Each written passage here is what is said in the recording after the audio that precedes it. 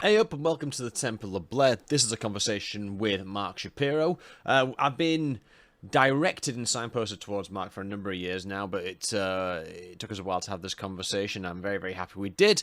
Marc's got a very storied career in the music industry, including stints at Mute Records, Roadrunner Records, Ferret, currently rocking the label operations at Ipecac Recordings, which is a label run by Faith No More's very own Mike Patton, celebrating its 25th anniversary next year. Anyway, this is a good one, so please strap yourself in. 1, 2, fuck shit up.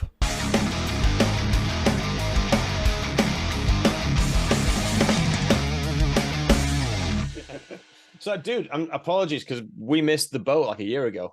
Oh, dude, please, I don't even know where the last year went. So it's, that's, I mean, hey, that's our world right now. So, still, yeah, time just flying by. But no, dude, I'm glad we're finally doing this. So, Yeah, yeah, same here. I hope you're all right with the questions. I mean, it was a bit of a strange one because the Roadrunner stuff I don't do on the podcast as much because right. arrogantly I made the presumption that I know everything.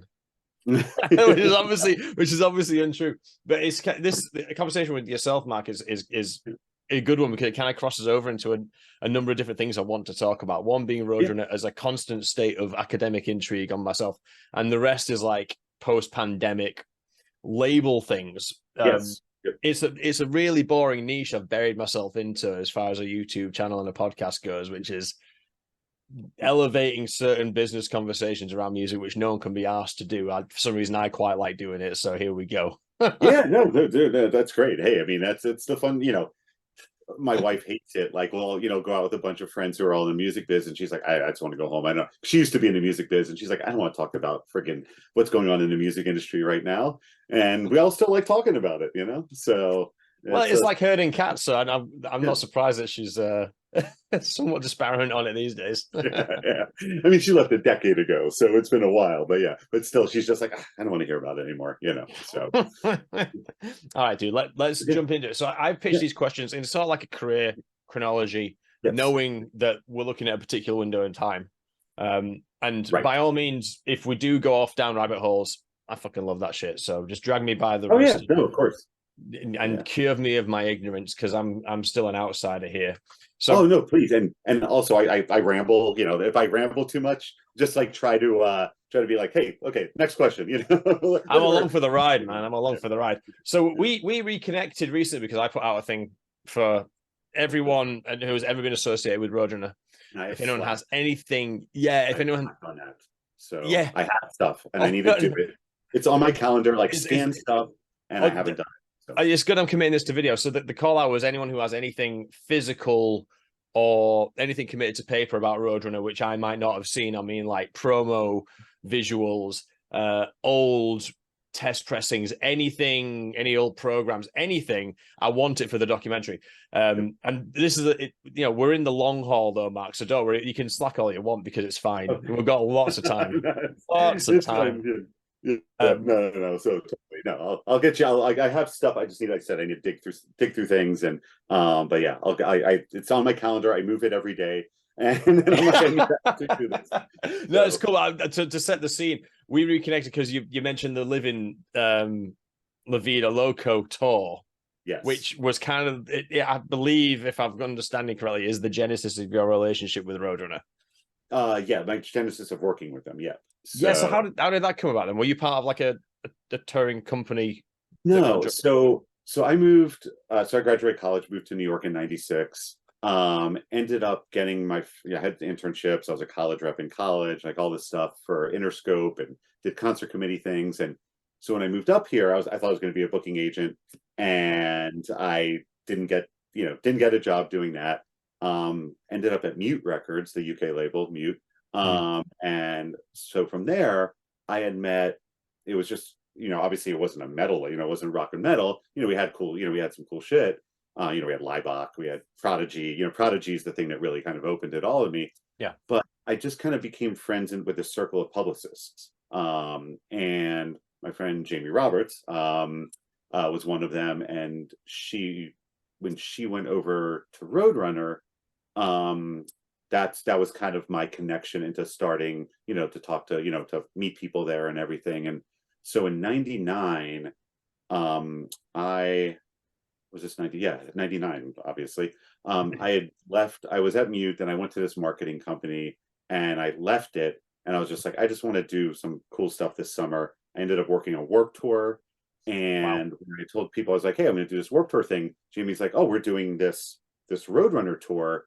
And we're looking for people to go on, looking for, some people to go on it and kind of do marketing on all the dates. And so basically she had hit me up. I had talked to, I think, I mean, it might have even been Jonas at the time when he was not, not the president. He was, was he head of marketing? I can't even remember what it I think he did. I think he started marketing yeah, like 80s, left for a bit, right. and went to like I think it might have even been Warner. I can't remember. I've got it all written Yeah, down. And he yeah, came straight yeah, back and to then like yeah, a and then senior. yeah. So I did that. Yeah, Derek was the president. Was the Yeah. president then. So basically, there's this guy Tom Ty who was on the sales side, and then they hired me freelance, and we basically got hired to follow the tour around and do in stores radio, everything kind of be the press people, be on site because we had four Roadrunner band, it was four Mhm. Roadrunner bands together. So I was like, well, okay, I'm doing this, warp tour, came back for a couple of weeks and then went on the road again. So I got to spend kind of a summer on the road. And it made me realize I never want to be a tour manager or anything. I was like, I never want to be on the road. But it was, I mean, it was a lot of fun. Like the thing is, we were following in a van, like we weren't on a bus or anything like Yeah. that. So we were getting getting to the city before, that morning or the night before, um, making sure everything was set up, taking the bands to whatever radio and whatever in stores we're doing. And so most of the tour, we didn't even see Coal Chamber play Wow. because it was we had to leave to kind of get to the next city because we didn't have a bus driver, we were just in a van, And this going. is the email's not the main vessel of Yeah. information at this point. It's Oh, a bit. yeah. I mean, it was like I avoided getting a cell phone, and it's 1999. I finally had to get a cell phone. So yeah. So it was just. I mean, a lot of it, yeah, was emails, and we were sending faxes. There's still. I mean, there was. I mean, but it was mostly phone. It was mostly Mhm. a phone thing. Mhm. Printing out MapQuest directions or whatever. To get from city to city. But it was, yeah. I mean, it was an amazing experience. That just kind of. I mean, I was a fan of all the I was a fan of all the bands, and I was a Roadrunner fan, like basically from high school and like Sure. learning about high school, college, all that. I'm 48, so that just kind of gives some reference of everything, and it just being able to be on this tour and watching I mean probably out of all those bands, Machine Head was my favorite at the time, Mhm. and it was just yeah being like shit, I gotta watch Machine Head every night, So, this is so, pretty. so So, so everyone who's listening, it's Cold Chamber, Slipknot, Machine Head, and Amen. And I think amen. there was some dates where that it's swap around, someone else would Um, jump on and someone else would jump off. yeah, but I mean, it was mostly that was the base of it, and it was Cold Chamber headlining. Obviously the Mhm. Live and Leave It a Loco, off that, off the song, and yeah, Machine Head direct support, Slipknot second of four, and Amen. So yeah, it was definitely a cool experience because like Warped Tour, I was working for one of the sponsors, so my hours were like 11 to 5. Like when you had booths set up, that's what you did. With this, it was like 11 to 11. It was seeing that whole the whole and watching more of the production and how everything happened on the tour. So it was a very cool learning experience as well. So It's an interesting time, and I mentioned in the email like the ICP, the Insane Clown Posse thing that sort of kicked it all off. And I'm hopefully speaking to Biohazard this Sunday, and they were on that tour that Cold Chamber got kicked off of. So hopefully I can connect those dots on camera. yeah, I don't remember. I mean, like that part I don't remember much of because Yeah, I mean, this was. I mean, obviously, I remember what I did on tour, the tour, but I didn't realize like how the whole thing kind of came to be. So but that kind of just it illustrates a point in time, and it's hard for me to be nostalgic about it because I was 10. Right, right. I was too busy playing like Lucasfilm games or LucasArts games as it was now, and stuff like that was like my thing. But at this time, as I understand it, I calling this like the second wave of new metal. There's also bits of this where we're post Ozfest '99 Slipknot, so it's fun to hear that you were saw Slipknot on the second of a bill after it had Yeah, kicked off, and I imagine like the train had left the station with Slipknot. Was it as bonkers as I remember the rumors were of this time? Because this is It where you was start hearing things like, oh yeah, they'd sniff dead crows before they go on stage and all this obviously stuff that is bollocks and it yeah. was no, I mean there was it was they were crazy. It was a crazy time, and also like obviously them. This was their I guess first tour after Ozfest, and so you're watching, and like show by show, like more people are showing up in jumpsuits. Like the merch, like Slipknot eventually was like outselling the other bands on merch. A second of four, and people like. I mean, I just remember Detroit Harpos, just being like, because that was what a big venue. There's like fuck, Slipknot just sold how many thousands in merch, as a second of four band. And you just saw like, okay, there's something crazy going on here.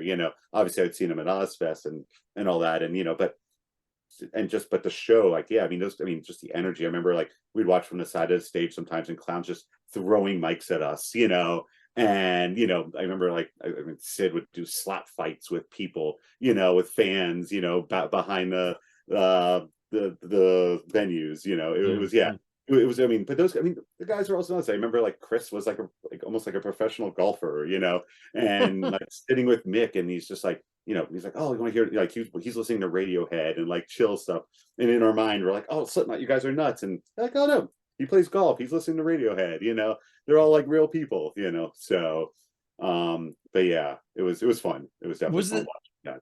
Was this a moment in time where themed tours were?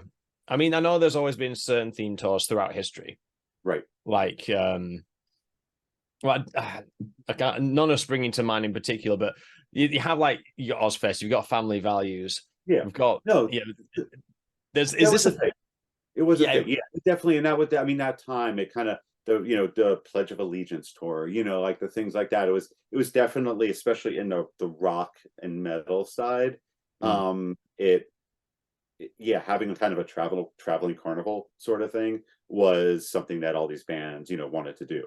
Because Warped Tour had some metal bands, Ozfest, obviously, that's the pinnacle of it all. But in the US never had the big one, weekend festivals. That was never really a thing. It was always like this, it was always sort of a traveling thing. So that's what kind of spurred all these, like, okay, instead of it being 50,000 people, it's going to be 3 to 5,000 people, and it worked because the economy was doing great in 99. It was I called it the Titanic years of the music industry, where Celine Dion was selling 1 million freaking soundtracks a week, and it just kind of trickled down to everybody because people were just in record stores buying up everything. And so I think a lot of it was, yep, hey, this is a bang for your buck. You got to see 4, cool bands, on any of or even the bigger, the Pledge of Allegiance, which was more of a, arena thing, but you get to see 10 bands for a good price, yeah. So I guess that is the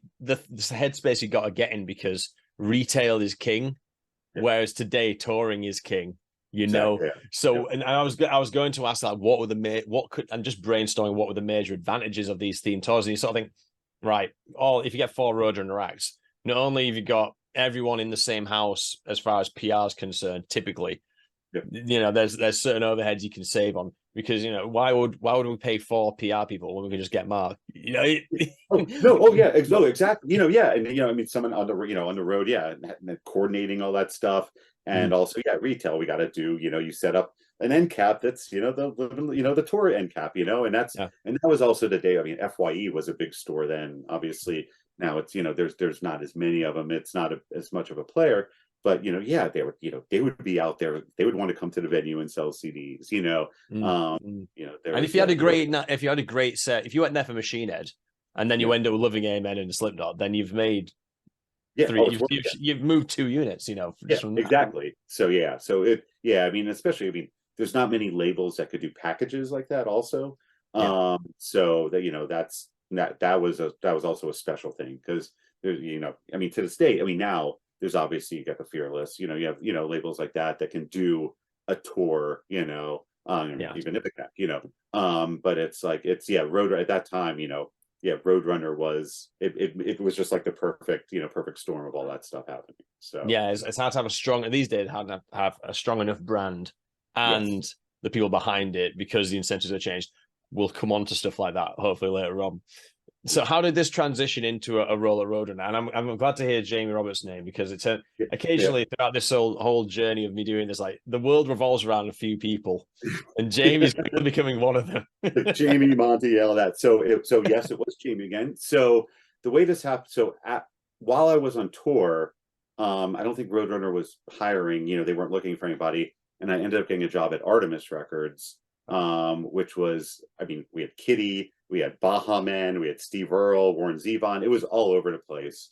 It was like Danny Goldberg and Daniel Glass, who are music industry legends, and I basically came in to run the college rep program as well as do some other marketing, like because there was a new label, and of course, like as I'm doing this, I'm still friends with everybody I met at Roadrunner, and everything. And then one day, I get a call from Jamie, and because she's again, one of my close friends still to this day, and she's like, "Hey, Corey Brennan's leaving. You should apply for his job."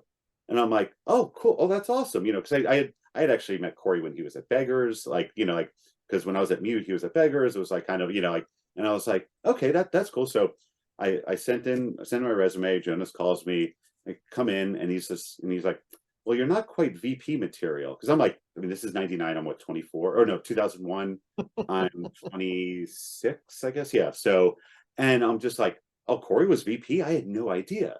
I literally, I just said, I didn't know what his position was there. And I'm like, yeah, I'm probably not qualified to be a VP, So, but Jonas like, I have some ideas, let me get back to you. And so he brings me back in, and then Case comes also. And so basically the idea would be bring me in as like a director and have somebody, they would hire somebody else as VP. Okay. So I have great interview with this, Jonas I had known already, but Case, I'm like, obviously I'm like scared, scared shitless. And he's like, why do you want to be at Roadrunner? I was like, well, I worked with you guys in '99. I've known everybody, it's like, it's just a great fit. He's like, well, it's not a social club. And I was like, fuck, what do I say? I'm like, so, I mean, somehow whatever got through the interview, and Jonas is like, hey, this is what we're going to do. we're gonna I know the whole, it's like, to say, you can picture Case just being like, it's not a fucking social club. Yeah. So they end up moving Bob up to senior, like basically the senior director, bring me in as like a director. And basically I was going to be partly under Bob and partly under Mike Canner on the sales side. So Okay. kind of a dual thing. I was director of field marketing, because at that time there was actually, reps. People would go into record stores and put up displays and, and that sort of stuff. And I also would be, working with, kind of like, I'm not, I guess, overseeing Row a little bit and all that, all that on the street team side. So Yeah. kind of all encompassing, marketing and sales. And so to this day, like I still, until recently, I've worked with Bob on other, and the 5B guys on a bunch of stuff I still do. And I was just like, oh yeah, Bob, I got you your promotion, So Incredible. but yeah, but ended up, so yeah, that's how I ended up back at Roadrunner with like a full-time gig. And then that gig kind of changed a bit, which I guess what month? Yeah, what month are we in? Do you remember what month we? Because 2001's a critical year. Yeah. Yes. So when I was there, we were with at that time Red Distribution, and then the switch happened over to Universal with with the Island Def Jam thing, and so what happened is, so when the Island Def Jam thing happened, it was through Universal Distribution, and Universal had this whole department of FMRs and ADRs, so field marketing reps and artist development reps. And this is when, like they had tons of people around the country, again, doing displays, helping do in stores, like doing sales to retail, like basically like doing promotions to retail, because I mean, you had Tower, you had Virgin, you had, FYE, like retail was booming. And so when that happened, I kind of transitioned more to the sales department, and was under Michael Canner because it was all under distribution. So I was the marketing guy in the sales department, basically. So what would enlighten me on this? And so what would an ADR do in this context? So obviously field marketing, get out there and yeah, go to the shops, displays, do the thing. Yeah, the ADRs were artist development reps. They just did, I guess, kind of a higher level. Like they had a bigger territory, a higher level, worked with the the Right. sales reps more and things like that. It was kind of FMR, ADR, sales rep sort of thing. Okay. So that was, and then there was also the college reps under that. So So I they, guess maybe ADR are sort of like the guys that go, okay, this band it appeals to a particular territory because there's a legacy there or something like that. yeah, Maybe yeah, and they go yeah, just field marketing goes down and go right, push Bay Area shit in the Bay Area, etc., etc. And it yeah, gets it was yeah, different. it was like yeah, it was just kind of a That's the sort of yeah, hierarchy of okay, hierarchy. got you. Thank you. Yeah, that's the word I was looking for. So, but yeah, so I all of a sudden I was like, oh shit, there's like 60 to 90 people at Universal Distribution that we need to, you know, be in touch with. So Hmm. that kind of became my position in there. But I was, but I was also, I was working with our sales reps, with Kathy and Austin, and then Lou, and that became Eric after that. So Yeah. yeah, so that was also, I was kind of overseeing them because they were also dealing locally with the FMRs and ADRs. So yeah, Hmm. it just became like we went from Red, which was a great, I mean, I still work with the Orchard on all my labels, and to going from, but they didn't really have this whole. They had some reps, but then you all Hmm. of a sudden you have to go into the Universal system, and it's crazy, So Yeah, the sea had changed as well. You came into an indie company, yeah, and then Silverside up in Iowa happened within like 2 weeks of each other. So yeah. like when you're migrating into this more sales role and you're with Mike and Austin, is it now is there a stressor on there because where you a great month was 100K, all of a sudden that's not a great month because Oh you're yeah. competing with like Oh yeah. the great and the good. I mean, we were still an indie label. Obviously, we were, I mean, in the sense, just in the way we worked and everything. Yeah. But yeah, obviously, yeah, reporting to Island and all that. But yeah, we were doing more budget. We were doing budget forecasting, all that sort of stuff. So so it was, but it was just, yeah, watching the budget forecast to go nuts. But I still remember, obviously we had we had the power of Island, that helped us in Mm. different departments and everything. So, I mean, when I was at Mute, we had Prodigy, Music for the Jilted Generation, and we put out the Firestarter single, and all of a sudden, like I'm a 21-year-old sales guy, and people are taking my calls because we have a catalog record that's selling 8,000 a week because people think Firestarter's on it, but it's not, and they're buying it. But it's so all it and we were only 8 people in the US, so it's it if you have the right thing, people are going to take your calls anyway. But also Mm. having in '99 when or 2001 when it was, I mean, everything was blowing, everything was blowing up. Yeah, it Yeah. was, we need, it definitely helped the cause. But I was like, I think, I mean, I'm sure other people said this, like Island bought us for Slipknot and they got Nickelback as a bonus. I'm It's not a sure if anyone has whole ever, if it's a anyone, yeah, whole thing. yeah, it's like, A whole thing. yeah, yeah, it's, I mean, Wow. that's a hell of a bonus, Had I mean the whole angle here is like had Case held on for 6 months. If you'd Yeah, held on for 6 months, like and didn't sell for 6 months, like we'd have been in a different world. Hope well, possibly. yeah, yeah. I You mean, know what because I no, mean? It's so difficult to convey because I've been living with it for so long and like learning about it for so long. I think it's going to be difficult for you to convey just how different the landscape could have been. oh yeah, I mean, you don't know. I mean, and I Yeah. mean, yeah, it was a phenomenon. Two phenomenons. Obviously, which Yeah. like how often do you get to work at a label where there's like two free, you have two phenomenons happening within years, the same year, or Yeah. and even multiple years. So I yeah, feel bad for El Nino as well because that was the order of business. It was Iowa came out August, yep, just out of 9/11, and then El Nino was the week after. So they must yeah. have seen this like a bang, bang, and revolution, revolution. And that Obviously, record, quite that connected. record still went gold, right? Wait, Yeah, no, still good. It's still brilliant, but it yeah, must have it's been like, scary like that for that 2 weeks leading up to it, going, "Oh oh yeah, crap!" well, especially like trying, obviously everything was like, okay, hey, we got to go to radio now. We got to go to radio now. With with a lot of these bands, and it's like Yeah, not all that stuff works at it works at radio. But so yeah, so I wish I had some of those budgets, and I wish I had some of those sales these days, But that's not, it's a different world, So obviously, yeah. but yeah, it was. I mean, I mean, the island thing was cool. I mean, it introduced me, it expanded my, my network of people and how things work. I've never worked at a major. Like my only Mm. major I've ever worked at was at Interscope College Rep. And, and obviously Artemis was Dana, like two major label presidents that started an indie label. And then Roadrunner was like kind of a major indie. So I've had my experience, but Roadrunner, 100 people. What do we have worldwide at the time? Mm. Or that's the biggest company I've ever worked for, Wow. um, You but think about that. yeah. So I've learned, I learned a lot during that time for sure. I'm just turning a fan on. If it's Oh, loud, let me know. okay. It's I can hear uncharacteristically warm in this temperate climate of the United Kingdom. I So can't hear anything. oh, So, fantastic. So just in terms of thinking back on those times, like what was the culture like in the office compared? I mean, I was going to try and compare it to the Cold Chamber tour, but it's obviously two different environments. yeah. I imagine both the working at Roadrunner in the IDJ era, in this sort of golden era of the CD, was similar to being on tour with Cold Chamber in the sense that everyone who's working it is in. Yeah. There's not a lot of 9 to 5ers at Roadrunner. It's a Oh, different character. There's a different character profile to whoever works there, right?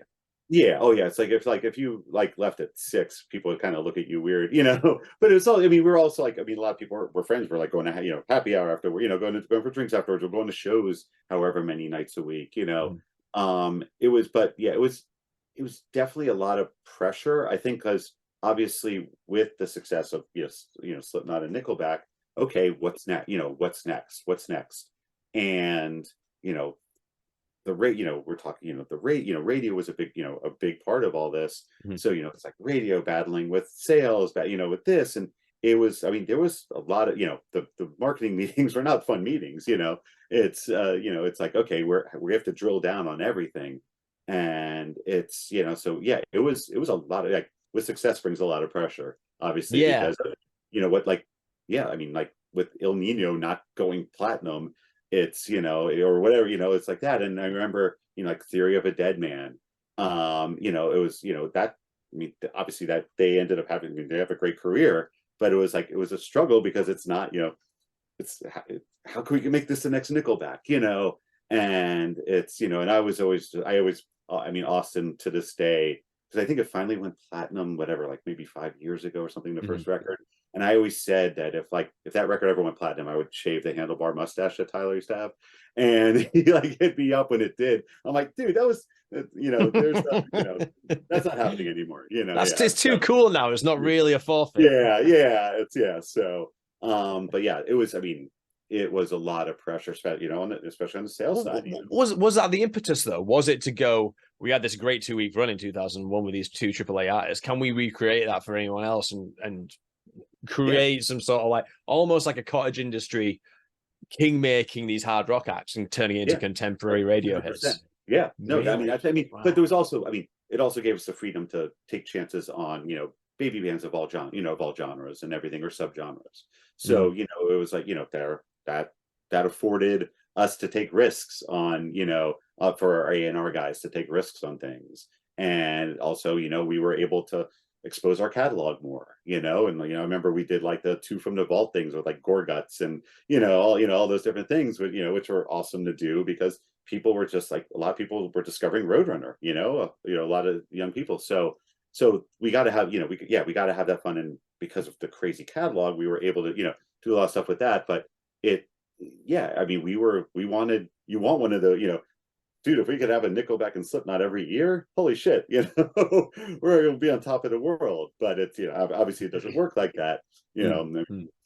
it's, but it's still, I mean, there's a lot of gold, a lot of gold and platinum records coming out of that late, that came out of Road. Especially, yeah, I Yeah, mean, it's interesting who you talk to because, like, if you ask Monty, he'll say the glory years was like sort of early to mid 90s. That's the glory period. If you yeah, ask any of the business guys, the Doug Keoghs of the world and the Marcus Turners, they go, "Oh no, it was when we were pulling like 7 figures a fucking year as an yeah, independent metal label. yeah. Unheard of, Oh, it's glorious." But in this period, so how was your role? I know you're saying it kind of matured into like a cross collateralized, if I can borrow yeah, that term yeah, from yeah, Case, yeah, definitely. across different departments. This is the glory period of the CD. So Yeah. were you just kind of sitting back and putting your feet up and watching it all roll in, or was there an impetus to go, even though we're doing successful things, we have to innovate and we have to deliver and we have to keep going and keep going and keep going? Yeah. No, I mean, because so the thing is, it's okay. So it's different than the UK music business, which I'm sure, like when you've talked to other people, like there are a lot of stuff's on consignment. You know, obviously the worldwide CDs are returnable. Vinyl's not, except overseas. You can, you know, it's kind of consignment. You can return it. Obviously, vinyl wasn't a player here, but so what we were dealing with was on this, you know, on the CD side, like, okay, we're making millions of CDs. Are we, you know, are we trying to ship, you know, are we shipping too many of something, you know, when Target wants to bring something in, even, you know, to this day, like Target would bring, okay, we're going to bring in like 20,000, they'd return 90% of it because, you know, if it wasn't the right thing that worked at Target. And so you, all of a sudden you're stuck with, you know, 18,000 CDs coming back. And that was also the years. This is, I could go on a whole tirade about how the music industry fucked itself with CDs. Oh, okay, I will. So Best Buy.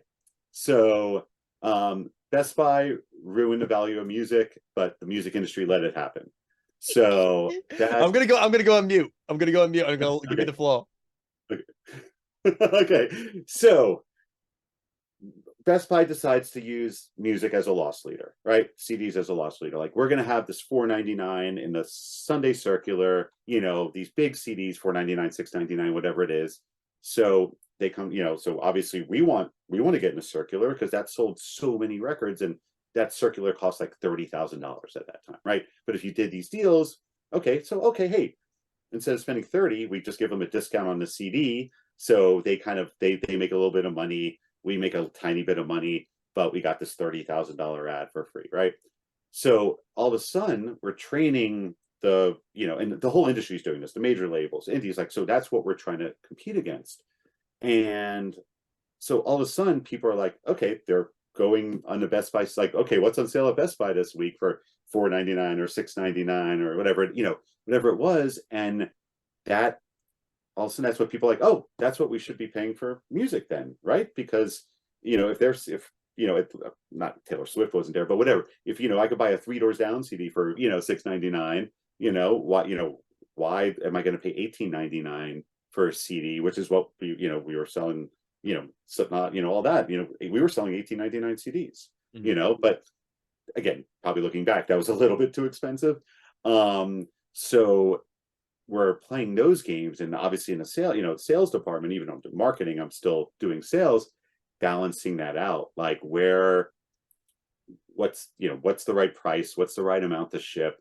It's, you know, it was a game because you just don't, you know, every account wants something else. And you know, that's when we were also doing the deluxe version, you know, the tour versions of CDs where, you know, 6 months after a record came out, you were talking about getting creative. Yeah, we had to be like, oh, hey, here's the deluxe edition or tour edition that we threw in bonus tracks, and it's in a digipack now instead of a jewel case. And, you know, it comes with a bonus DVD this time. Where these days people are doing that from the start and then scaling down. You know, you get your deluxe at first and it becomes the regular version. Back then, here's the regular version, and then, okay, let's sell it again to the super fans as a deluxe edition. So there was also, that's my little, like, the best. So the industry let the Best Buy thing happen. We devalued music. That's, you know, that's still, again, it's one of my rants from the last, you know, 20 years. But at the same, oh, sorry, just so I understand it correctly, it was Best Buy that made this call. It was the Best Buy circular became such a powerful thing. And I guess, I don't know who started it. I mean, it could have been a label, could have been Best Buy, like, hey, we want to do this cheaper, you know, we want to put frontline CDs for super cheap to bring people into the store. And then maybe, you know, they'll buy other things that are, you know, other records, but, or they'll buy a freaking vacuum cleaner, you know, when they're in there. So I don't know who came up with it, if it was Best Buy or if it was, I'm assuming like it's a major label guy, like, hey, we could sell another 100,000 CDs, but we have to do it at $6.99, you know, or another million CDs, whatever it is, you know. So I don't know where it came from, but I just mentally, I looked back at it, I was like, that's where people started being like, wait, why am I paying this much for music when, you know, this big chain store has it for cheap? You know, I mean, Target used to do that back, you know, I mean, obviously there was stuff on sale back in the day and things like that, but that just seemed to be that when it got to that $4.99, $6.99, thing, that's where it, it was like, yeah, that's where everybody's, and that's where not, Napster, things like that, all that was being there, like, shit, it's not worth, music's not worth $19 for a CD. There's so many conversations about this. One, the UK experience being HMV was our main retailer. They never stopped selling CDs for $12.99 until 2012, when they nearly went under and they got bought out by a Canadian company. And all of a sudden, everything starts becoming competitive. Yeah. It's an interesting dilemma, but obviously there's a quote from Gabe Newell, who will return in this conversation later on in the Valve question, talking about the piracy question and the value of music and things like that, which we'll come to. But no, that's fascinating. I like that. Well, there's another part of the, oh, sorry, I didn't mean to cut you off. There's another part of that dollar thing that was, something with Case and Doug, actually. Like a story that's kind of in that. And sorry, I didn't want to cut you off or anything, but it kind of goes into that whole thing with Island, it has to do with Island Def Jam as well. So we have Killswitch Engage coming out, right? And because we were so used to selling CDs for $18.99, I was, we were like, well, we have this band that came from an indie label, came from Ferret, and it's now, on here, you can't go for like $13.99, whatever Carl, was selling it for like $13.99 to like $18.99. And at that same time, Island had just signed Thrice and Thursday, and they were charged, their list price, not sale price, list price was $12.99.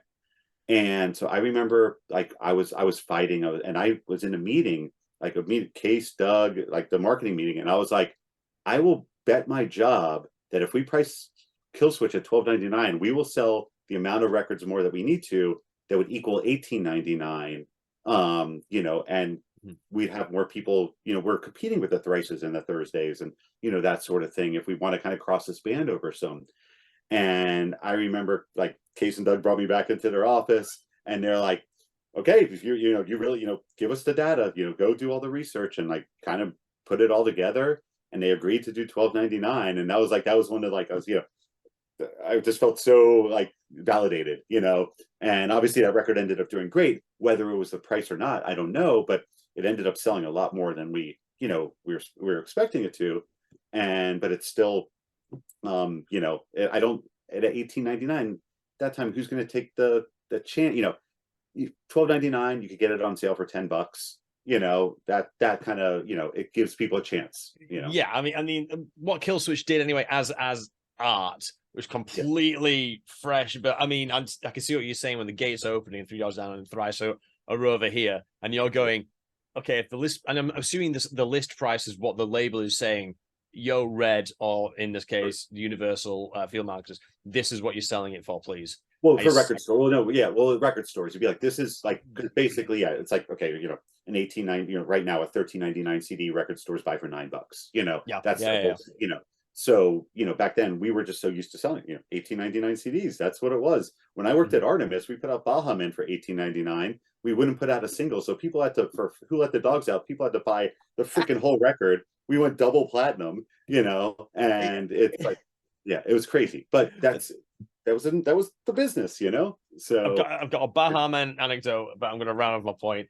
It is demonstrably, it's really fun when those stories, because it just shows what the kind of autonomy you're operating with. Right. And it's not in your capacity as director of field marketing. It was in your capacity as a dude in the office at the time in front of Case and Doug, right? I felt confident enough, to do it. And, Michael Canner was, hey, let's, if you want to take the lead on this and try to pitch it, and it worked out. And then we started for our developing artists that we were trying to break, yes, it was less income coming in, but it also, we had the chance of competing with everybody else that was doing, the $12.99, CDs at that time. It's good for the brand to flood the market. Yeah. Especially when the doors were opening on those other artists and that other kind of metallic hardcore, that post-hardcore sound, what we now refer to as a mishmash of different genres. Anyway, Baha Men. The thing that cracked me up about Baha Men, I think I'm remembering this correctly, I haven't looked it up since I first looked it up, was when you heard Who Let the Dogs Out, you think, this is a nice, fun novelty, blah, blah, blah, blah, blah. No, that was like Baha Men's 7th album. Yeah. Yeah, It was it like they was. were a very well-established artist in Jamaica. Yep, and then yeah, Steve Greenberg S Curve brought him here, and then he had done a deal with Artemis when we were there. And I still remember in the marketing meeting, like, or he had come in and presented it, and they're like, "Oh, what does everybody think?" And I'm like, "I think this is the worst thing I've ever heard in my life." And again, I'm like at that time 24 years old, and Daniel Glass yells at me, and he, I was just like, and I'm like, dude, you asked everybody's opinion. He's like, yeah, but people care what you say in these meetings. I'm like, but then why did they ask for an opinion? And when they handed out the double platinum plaques, a year later, he's like, never thought you'd get this, huh? And I put a Slayer sticker over it and put it up on the wall, So yeah. But yeah, but again, that was also the smart marketing of like, hey, we're not gonna put out a single, people Mm, buy the album. But yeah, you were 100%. Yeah, they were established down there, yeah. and it was actually it was the sporting events that actually broke that ban. We had hired somebody at Artemis to do like sports marketing and get it played in stadiums and things like Mm. that, and that Fucking was one of the crazy. main drivers. So yeah. Mental. It takes it now to quote Afro Man. How many hits do you need? Yeah. Just one, mate. Just one, mate. Yeah. Um, Speaking of Kill Switch, Yes. again, and harkening back to something I said at the start, which was Yeah. that I did the big call out for any media, anything, especially things that are physical that I can retain digitally and try and keep forever, try and sustain forever. One of the people that came out of the woodwork was John Satterley of Roadrunner Yeah. Australia, and the video that he came out with was a funeral for new metal, which was like a big Yes. marketing sort of shtick to celebrate alive and just breathing. In your capacity as director of field marketing in the US side, is there anything of that scale that ever went on? Anything as weird and eccentric? No, I mean, Roe came up with like amazing stuff, obviously on the street team side Wrath and of Bro. everything. Yeah, oh yeah, exactly. But I don't know. I was trying to think of that because that recently came up again, like in Metal Injection or Metal like sucks has kind of picked up that video again. Oh, really? And Oh, I didn't yeah, know. I've I, been doing I like AI upscaling on it as well. I should probably do the whole thing and send it to them. yeah, there was I feel like I saw that story again. It kind of made the cycle. But yeah, I mean that's I wish we did something like that here. It was more just internal in the office fucking with each other. But yeah, there was nothing on that scale, that on that scale that I could think of. It was just getting real, it's more kind of Row was the creative, street, with the street team. That was, I mean, that was our, kind of And consumer facing creativity. not to call Ro out in any capacity, but mate, I'm still waiting for him to pull the cartoon out of the box that he's got somewhere in his house. There was a Oh shit. cartoon or Yeah. something. I think I can't remember. He might have told me loads about it, but it might have been a couple of years ago, or he might have said, "Just wait until you see it." Yeah. Oh man, I just talked to him the other day. I gotta, yeah, I'll have to ask him. Get a little remind because it's coming back a little bit, but yeah. So, Yeah, but yeah, so yeah, no, that's fortunately, I was trying to think. I'm like, I don't know if there's there's probably something, and I'm just missing out on it, and I'm just forgetting. But yeah, it was. I mean, again, I feel like it was more on the street team side with the craziness of things. yeah, definitely. But either way, before we sort of jump into sort of the by the numbers Roadrunner questions, which obviously Yeah. take us down various avenues, is there anything you want to highlight? Anything that came up which you want to talk about in the Roadrunner era? Oh, God, I'm trying to think. I was only there. Like, I guess I was only really there 4 years. A little over 4 years. But then plus the '99 summer. So I kind of But felt like, what a run, though! yeah, That's oh the yeah, window. it's yeah. Yeah, There's I so think you literally you bracket the glorious CD era. yeah, Like that, that your tenure Roadrunner is like that beginning and end, the peak and the decline. yeah. I mean, because yeah, I worked Subliminal Verses. Yeah, I'm trying to think like what, like 2005 when I was leaving, like what was the I guess the, the, Roadrunner the United was biggest stuff. kicking off.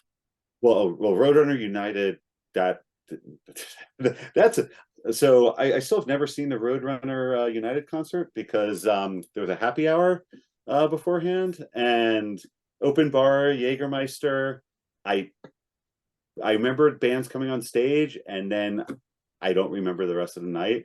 And I can't wait to buy the DVD. And actually, I watched some. I watched the YouTube. That was the first time I actually saw the concert. Was when they because I was there. Like the next morning, I could not cut an omelet with a fork because I was so hungover. But that, I mean, that was still one of the. I mean, that event, and just like the industry happy hour that we had, for, and it was just, it was so much fun. I just wish I had seen the concert. That's, or remembered the concert.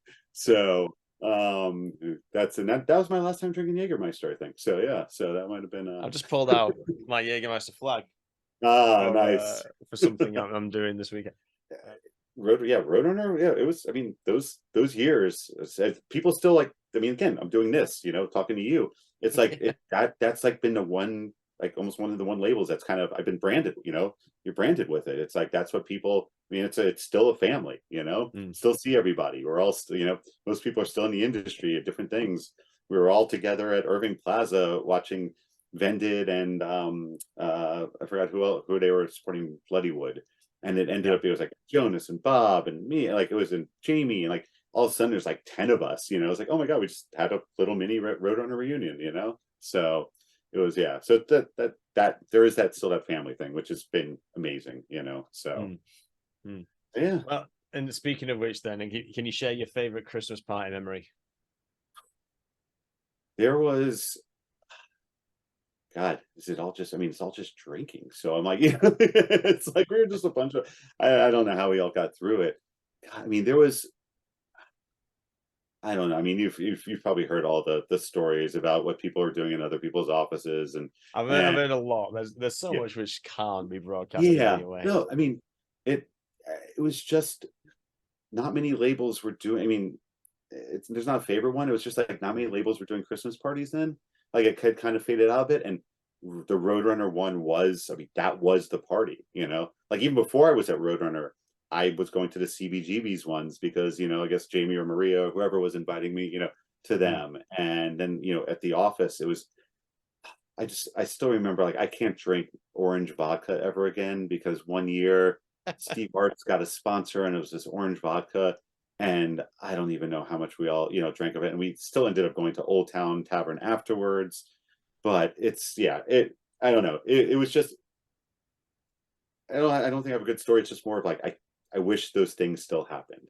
Like I opened a bar, and I had a bar in the city for 5 years, like 2010 to 15. And we hosted a bunch of, like, we were all from the music industry that, had started the bar. So like, okay, we're going to bring back like the Christmas party thing, and have that in our bar, but it was never, it was never the same, so you can't recreate, that. Yeah. Yeah. So Interesting. So yeah. Should we do the best day, worst day? And it can't be the day you started, the day you left. Yeah, no. I mean, honestly, I know I already told the story, but I think the best day was, that kill switch pricing thing. It was still like, it was just amazing. Just I got, I got Case to say yes to me, and I got, Case and Doug, to say yes to me. And that was, I mean, as a young music, pretty young music industry guy at the time, was like, holy shit, I did something that, that is you important. did the thing for the band. Yeah, exactly. Oh, I still like, I remember, I guess, but End of Heartache went platinum when I was at Ferret, afterwards. And they're like, hey, we'll let, if you want to buy a plaque, even though you're not at Roadrunner anymore, obviously we're part of it and all that. And I was like, you guys should give me a fucking plaque, but so I think I definitely got one, but it was, just at even years that, a couple of years after I was even gone off the label, that still had made an impact. So that was still one of my, one of my best days. But and yeah, I mean, obviously kind of saying the worst day. Yeah. I mean, the having like the happiness of Nickelback coming out, but then it being 9/11, it's just like, it was, I mean, I've told this story to a lot of friends and all that and people in the industry. So I woke up and it's release day, right? So I turn on, I live on 12th Street, right? So I'm below 14th Street, which was kind of the DMZ, the militarized zone when everything happened. But so I wake up and I turn on the news. I kind of turn on the news, and they're like, "Oh, a prop plane hit the World Trade Center." Mm. Like we don't know what's going. There's oh, okay. I'm like, all right, okay. I guess something happened there. I'm going to go to Virgin Megastore 2 blocks down and check stock because that's what I did on release day. So I went there, and people are like, outside. They're like just looking, and I'm, I check stock, and I start walking up. So I'm in Union Square, so 14th Street, Roadrunner's on 20th on Broadway. So it's just 6 block walk up the street, and I'm walking up the street, and everybody starts screaming and running, and that was like when the first building. I turn around, first building falls. Instead of going home, I go to the office. Hmm. And and that's where I was talking about the Fight Club thing, where we're all watching from the window because we had the view straight downtown and Hmm. watched the second building. I was just like, going from something like, okay, this is going to be one of our biggest releases. I'm so happy. Like, I'm waking up. I can't wait to go check stock, see how, see the position that we helped book. And then that, From that to that that. like, and, no phones are working, but the internet was working, and we had AOL Instant Messenger. And that was the way I was able to, kind of be in touch with everybody. It was AOL Mm. Instant Messenger. And, and it was, that, I mean, it's obviously it was a worst day for a lot of people, but the fact that it was supposed to be such a happy day, and for the label and everything, Yeah, and that was yeah, and as I said, even next week when we sold 100,000 records, and like crazy, it was still like bittersweet, a bittersweet yeah, thing, so yeah, I know I know it's probably a better, like, worst day thing, like if I fucked up, like, there's, I mean, Chris Masuka had come up with this. I mean, this is just more of a stupid thing. Like, Chris Masuka had come up with this. He figured out, like, on our email things, that if you hit, like, you could type in any name where the email was from, and then you had to hit, like, the space bar like 30 times, and it would put your name, like, your real name, all the way to the right. So he was sending okay. emails as different people, to people. And so I was like, I'm gonna do this. I'm gonna send one as Jonas to our whole, like, sales, like, to our reps, and just be like, you guys fucked up this release, and all this. And I did that, and Kathy replied. And so when he replied, she's like, oh, wait, this came from Mark. So she copied in Jonas, thinking that, like, her computer was fucked up. Yeah, And yeah. like, yeah, and Jonas brings me in his office. He's like, leave me out of your email hijinks, and that was like the end of, like, that thing. But yeah, we were, because Chris was like the expert at, like, just messing with people, and yeah, but just being like, oh, fuck, like, I go to the principal's office, and, like, Yeah, Jonas didn't yeah. yell at, Jonas was never mad that much at, and I was like, fuck, man, it was just more of, like, I felt like a first grader that, like, had messed up something, so I was just, like, totally demoralized for, for a few days. So, but that's it. Yeah, that's what There's happens when you, always the stupid shit in it. yeah, yeah. So, Wonderful. That's a great Chris Stuka story, which is him and Nelson Mitchell yep. were the ones who suggested Jerry Cantrell get signed. I don't think I even realized that. Apparently, yeah, yeah. I think Shit.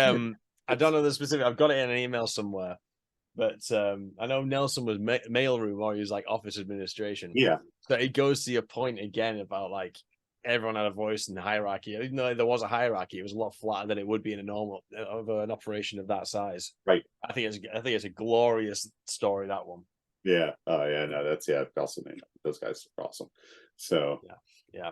So how did you end up moving on from Roadrunner then? Obviously, it's Ferris, isn't it? So it's still in the yeah. family in a way. Yeah. So one day, like, so Carl, obviously I'd worked with Carl at Roadrunner, and then he left. He's like, Ferret was becoming big enough, because of From Autumn to Ashes, and Funeral for a Friend, and things Mhm. like that he had, that he's like, okay, I'm just gonna go do Ferret.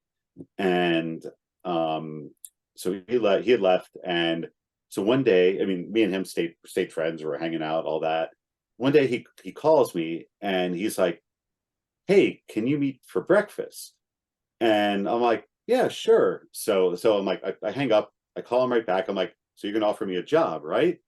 And he's like, what? How do you know? He's like, who? When do we go to breakfast? It's like, we'll go grab a drink, we'll go grab dinner, like, we'll go to a show. Who gets breakfast? And so we talk, and he was just like, hey, Ferret's doing better. I want to, bring somebody on to help, run the label. And at that time, like Bob and Michael Canner were not leaving. Like they were like ingrained in Roadrunner. I was like, how am I going to get a promotion? I was doing great at Roadrunner. I thought that was going to be my last job. I just want to work at Roadrunner forever. It was one of my favorite labels.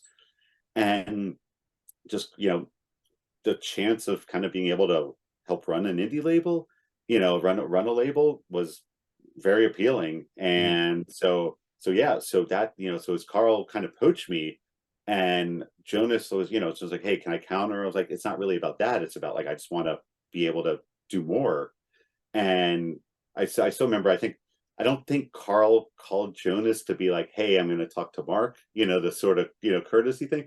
So I know Jonas was pissed at Carl for a bit, Okay. Obviously that all got smoothed over, Yeah. but it was, So, it was really just the chance of being able to be more hands-on and kind of do everything, so instead of just sales and marketing, Did you ever get a first-hand look at Carl juggling his Roadrunner obligations with his ferret obligations? I mean, Or not did he really. keep it quite I think well separated? yeah. At that time, now everybody has two or three jobs. I have two or three jobs.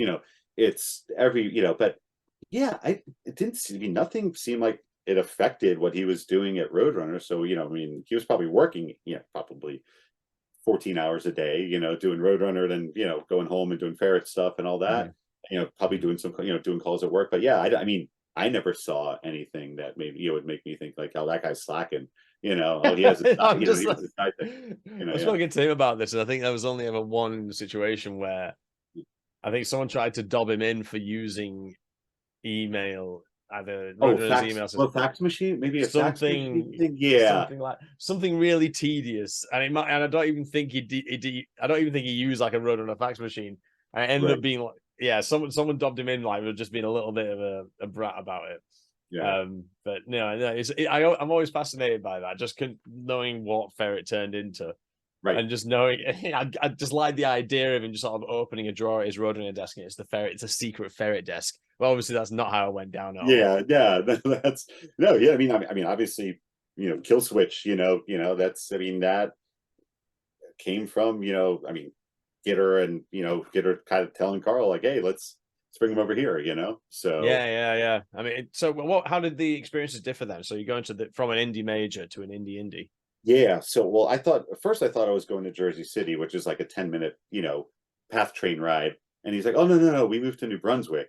So, which is like an hour on the train. So all of a sudden Oh, I'm like, I'm balls. doing a reverse commute from the city to New Brunswick. And I only like after like, I don't even know how long it was, a year or something. I was like, I'm only going to come in like 2 or 3 days a week. Cause I'm just too burnt, cause they even moved further south to, Oh God. further south in Jersey when I was there. But it was all, at first it was just really like four of us. And then it kind of, expanded up. And when I left, it was probably, seven, or maybe it was always still on the label side, pretty small, because then they were doing management, like, even Vaughn and Kenny were part of, this Channel Zero thing for a second. And, but it was, I got to do everything. And it really, like, it at the end of the day, it helped my career because I learned international. And that's like the Right. one thing that I learned the most out of it. Like, I was dealing with the world for everything. So and we had people at Ferret that were like, actually in the UK, Will Palmer and Andy Turner were like the Ferret guys. He'd also do Metal Blade, and Will had Rise Above Records for a bit, and he has another label now. And it's like, so we had, we had some people on the ground, kind of helping us in different territories. But I learned about the Australian music business. I learned, that, and then we did Sounds of the Underground. So I learned a lot, kind of got back into the touring business of me wanting to be a booking agent, and, being able to work closer with Tim Borer and those guys on, and putting together this pretty awesome, as we talked about, branded festival, touring festivals. So it just, I had my hands on everything. And I also lucked out that, I wish this happened with every label I worked at, but, obviously from the new metal, when I was at, Roadrunner kind of being, in its peak, kind of the metal core stuff was at its peak when I was at when I was at Ferret, and Yeah. Every Time I Die, and Poison the Well, and like, I mean, we sold 100,000 Every Time I Die records for a label with 4 people. That's, I mean, Jesus, it's like, that's, we were doing great, and then Mhm. we signed In Flames for North America for Come No Clarity. clarity. Fuck yeah, man. Yeah. So it's like we offered them less money, but we actually wrote like the best marketing plan, and they signed to us for North America, and we were like, holy shit, this is, and luckily, like, that record was an amazing record. And it's funny, like, talking about the internet and all that, the record leaked, and it was probably the best thing that happened, because everybody's like, holy shit, this record's amazing, because there were people giving him shit for like Cloud Connect, like, those couple of records after uh not after Clayman. Yeah, man. Yeah. And they, I mean, I always liked those records, but when people heard Come Clarity, like, oh shit, and it blew up, and that record sold 100,000 when I was there. So I was like, yeah, in every little thing I got to, whether it's the finances, this, I got to deal with everything. So it Yeah. was, I mean, that kind of changed my career being able to do that. Like, Roadrunner, I still would have, I would have loved being head of sales or head of marketing or, whatever. But I still probably would have been in the lane, and not, looking back, it's like, okay, this helped me learn how to run labels, but yeah. Interesting. Yeah. So it was fun. Yeah. It was fair. It was fun. I mean, it was fun. I mean, it obviously got stressful, and, and then obviously when I was there towards the end, that's Warner had, like, they were doing the deal with Warner. Sure. I was like, so like every label I went to, I was like, okay, is a major going to buy every label I go to? And so yeah, I mean, but that's right. That's like kind of when I was leaving. It wasn't the reason I left there. I just didn't want to look at another. That was also 2008. It's also when stores were closing and all this. And I'm like, I cannot look at another return report, like how many CDs are coming back because whatever store shut down. Yeah. So that was the era for it. Yeah. So yeah. But how are you doing for time? I've had you for an hour. Oh, I'm good. I'm good. I'm good. It's whatever I've good. It's You're your own 5 o'clock. boss. I'm good. Yeah, I'm good. So, I could easily. I did a lot of work this morning. Oh, I guess it. I could easily ask that, and then what, and then what, and then what. But I think no, please, whatever you go. Whatever you want to talk about. God, let's connect me to 2008 to Ipecac. Bearing in mind, you spin a lot of plates. You're not just at Ipecac. Yeah. Well, yeah. Well, I mean, right now, I'll kind of give you the thing. So yeah, give me the thing. Well, it's short. It's not like a super long story. So 2008, I was just like, as I said, I'm like, I can't do sales and marketing anymore. And I wanted to do brand partnerships because, like, Sounds of the Underground, we had Rockstar Games, we had these things. I'm like, oh, you know what? I want to help bands make money, not off record sales. Like, get them sponsors for tours, get them, all these different cross promotions. And it was kind of the peak of that. Even the Jägermeister, the guys, those guys, it's like, fuck, I'll go work for Jägermeister and be, do what they're, what those guys are doing. Adam, and I forgot everybody's names that was there. Cliff was there after. Cliff from Dry Kill Logic or Hinge, whatever. Ended up being at Jägermeister for a bit, and so I literally give my notice on July 3rd, 2008. July 4th, 2008, the world economy crashes, and and I was just like, I'm like, okay. And I also, in my mind, I was like, okay, I also have this thing about I want to open a bar, and so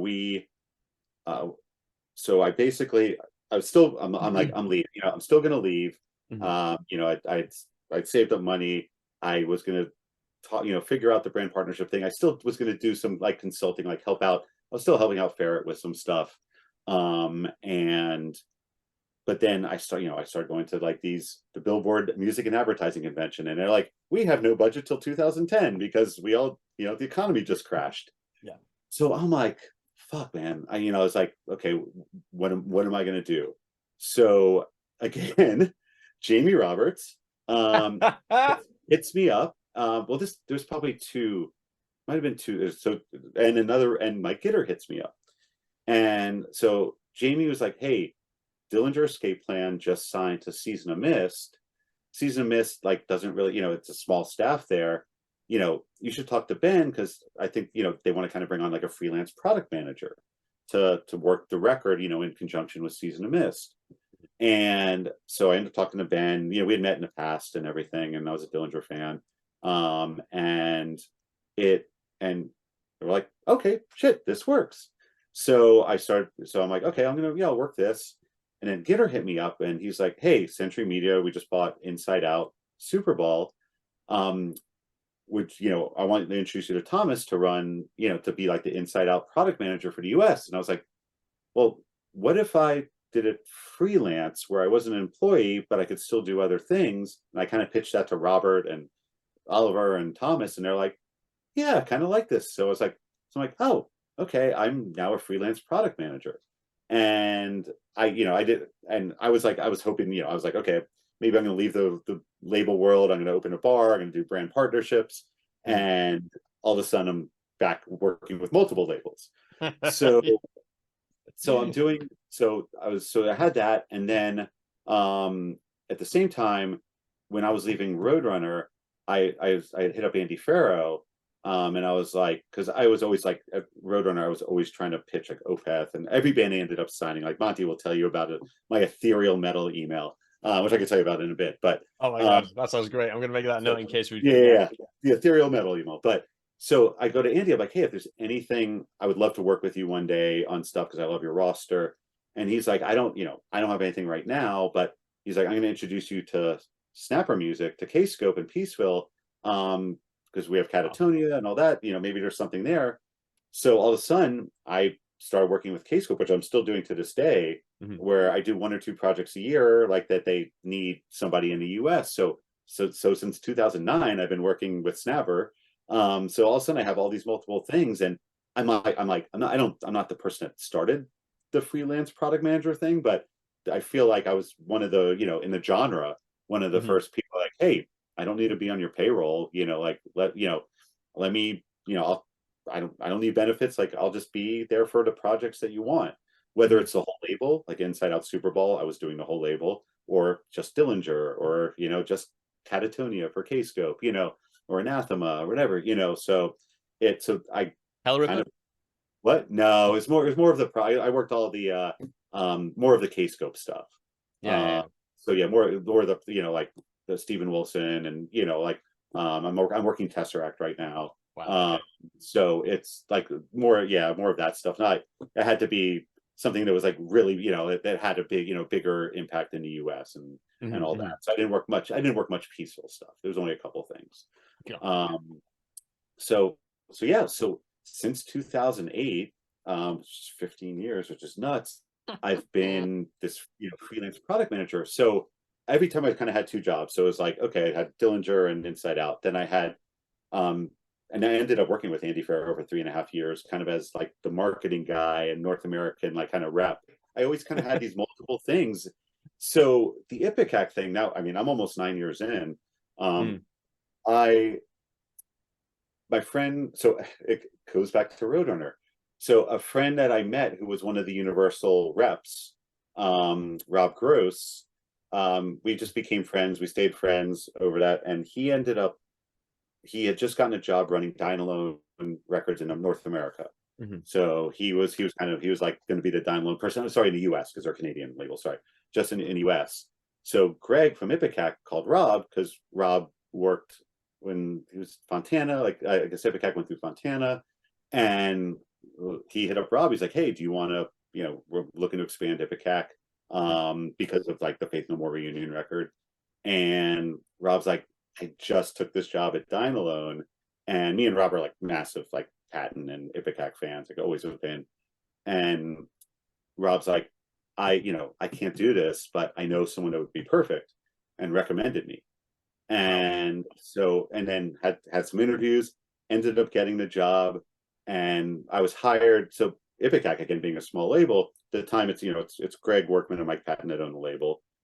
This woman, Sean Vesnaw, was the kind of one employee, and then so they brought me on, and I was doing international, and Sean was doing North America. Yeah. That's kind of how we divided it. And I also helped out with like royalties and everything, other parts of it. And then I mean, Sean left like 3 or 4 years ago, and so it's just been me. And I'm not even full time. I mean, I am, but it's like I'm the one person, but I was working with Cooking Vinyl for 6 years until recently, and so I've always, I still have always had the multiple things, but end of last year I was just getting burnt out. I'm like, I'm just going to do Ipecac. I'm going to do Ipecac. I did a couple things for Kscope. I'll probably have some other business ventures eventually. How did you track it? Did you just go Mondays Ipecac, Tuesdays Cooking No, Vinyl? I just did everything every day. I just What like the I fuck? live on my calendar's my to-do list. It's color coded, and well, Cooking Vinyl I was just doing North American marketing, Mhm. where an Ipecac I doing everything, but we only put out like 10 to 12 releases a year. Right. So it's Okay. not like obviously it's a bit more selective of a label. It's not, we're not factory. It's just like and it's an awesome. I mean, it's an awesome place. Like it's kind of like just like a family label. We're like, okay, hey, should we do this? Okay, yeah. Like I I have to fight to do a P&L. It's like it's like Wow. it's almost like a label by the gut. And it's and I'm working with. I mean, I got to tell Mike Patton no, on things, kind of growing up as a massive fan. Like my social media names were like, I've been Chap No More forever. I was like, shit, do I need to change them to like Marc Schapiro so I don't seem like I'm like, I'm not a 40-year-old fanboy, at the time I started. But yeah, so I was, this is the first time like this year where I'm kind of back to one main thing, even though I have other projects, Mm. there will be other things that I end up doing, but I just need, just kind of concentrate on Ipecac and taking a little bit of time. Like, so I'm not working 12, 14-hour days. Now I'm, working more of a real day. But yeah, Yeah. and but the things that I learned at Ferret, kind of have come back because obviously when I've been doing all these other things with Inside Out and with Kscope, it's like I'm specializing in North America, right? It's like Mhm. I'm helping these international labels have a foothold here, and help them with everything, more on the marketing and sales side, and everything. But with Ipecac, now I do, as I said, I do royalties, I do, literally production, I do, and it was all, the stuff that I learned at Ferret kind of has helped me do that. Yeah. um and now it's like, But yes, I guess it'll feel a lot more like, because you're the only guy, yeah, the ownership is, it's a different relationship to all the other jobs you were just like freelancing for, right, like exactly, coming in for a yeah, particular project.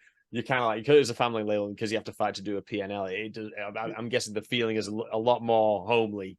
yes, yeah, it's, I mean, I do royalties. Our royalties are a one-page Excel. I mean, I'm doing millions of dollars of, millions of, sorry, of lines of Excel, and all these different, from all these different things. But when our artists get like, it's like, here's a one-page Excel, not your 50-page, Mm. thing from Warner Music. Mm. So it's, yeah, but it's all. I mean, the artists. I mean, just everybody. It's just it's a cool place, and a lot of autonomy, and just kind of getting to be creative, and Mm. getting to run with things just because it feels right. Yeah, So yeah, yeah. yeah, Interesting. so that's kind of. But yeah, it was really, yeah, it was Rob Gross, somebody I met at Roadrunner that ended up getting me the Ipecac thing, which is now the main part of my career. That's So so crazy, man. That's yeah. bonkers. Again, it's just the world is incredibly small, it turns out. Yeah. Oh, I mean, it's, Right. yeah. I mean, like Andy, who I bet, at my end of Roadrunner, got me the Kscope thing. Like, I don't, Gitter got me the Inside Out thing. Jamie got me the Dillinger thing. It's like, it's funny how it's all kind of come back. Like I don't know the last time I updated my resume. It might, because it's all word of mouth, people and all that. And it's, I mean, I have no ego. We've never met. I have no ego. Like, it's just like, I'm like laid back. I just want bands to be happy and be successful. I don't give Mm. a shit if I get credit. I don't care. But I'm like, shit, I haven't done it. Why do I need a resume? Hopefully I'll never have to do a resume in my life, Yeah. the rest of my life. It'd be Mm. nice. So, but yeah, it's been, I mean, it's just been awesome that way, where everybody, and, everybody I've met, we've just kind of, don't burn your bridges, hey kids, don't burn Yeah. bridges, it's, it's worked out great. So, Oh, and cool. Ipecac's been an awesome place, so I'm gonna ask you the most important question I've ever asked anyone yes. ever in any interview ever. So, obviously with Ipecac, I'm somewhat familiar, but I'm not like a geek in the sense that I couldn't go through the entire discography. But I thought, let's see what's the world Ipecac's in. And Yeah. I'm noticing you put it out. Valve like soundtracks, like for the Half-Life games, and I think there was a Team Fortress 2 thing. I know Mike's done voices, and there's a relationship there Right. for Valve games. But what the fuck's going on? This is amazing. This is incredible. So, this is like this. I've got this kind of theory, right? If you're a voice actor and you are narrating a game called Civilization, there's a series of games called Civilization, and like there's a narrator that sort of narrates your civilization through time. And typically they get an actor to do that. I think that's the top prestige thing for a voice actor to do. In a similar capacity, getting like Valve releases on your label is like a very prestigious thing in a weird way. yeah, so it happened before I started at Ipecac. Sure. Actually, I guess Portal 2 was the first one. So the composer at Valve was in bands that were in the same orbit as Ipecac. And before Greg started Ipecac in '99, he was running Alternative Tentacles. Mm-hmm. So there, so it was just that scene. So a lot of the composers at these video games are guys from bands, that have moved on to something that's more profitable. Mm-hmm. So I came into it, and basically when I came in, I'm like, what the fuck's this game that's like, it's one of our best sellers, and at 4 CD set, right?